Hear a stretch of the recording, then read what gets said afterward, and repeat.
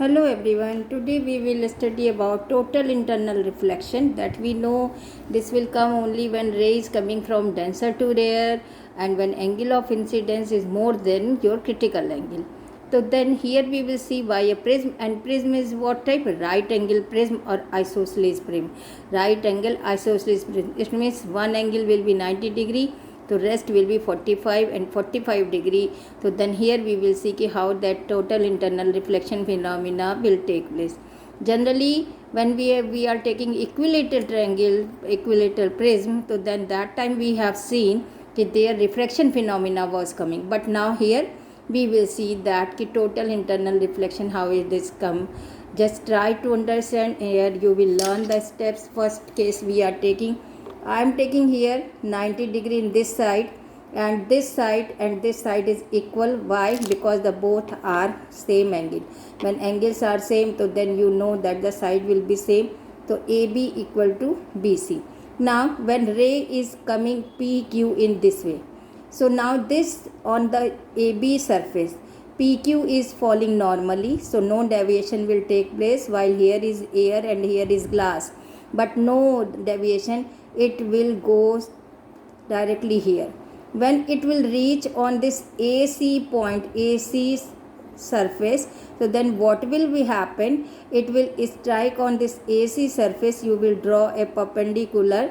So then here just apply now geometry. Here this one is 90 degree and this is 45 degree, so this small angle will come also 45 degree, and here we will draw a normal with this point, so it means it will come also 45 degree. So this 45 degree is coming angle of incidence as for AC surface. AC side के लिए 45 degree आ रहा है.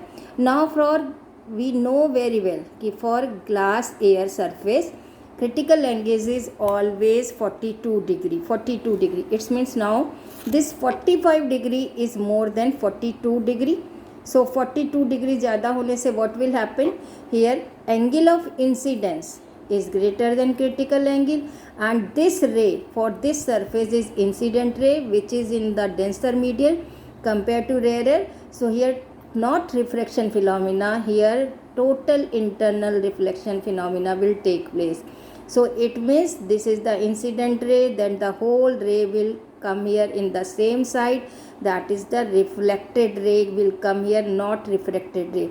And you know angle of incidence is equal to angle of reflection, so here it means one perpendicular you can draw.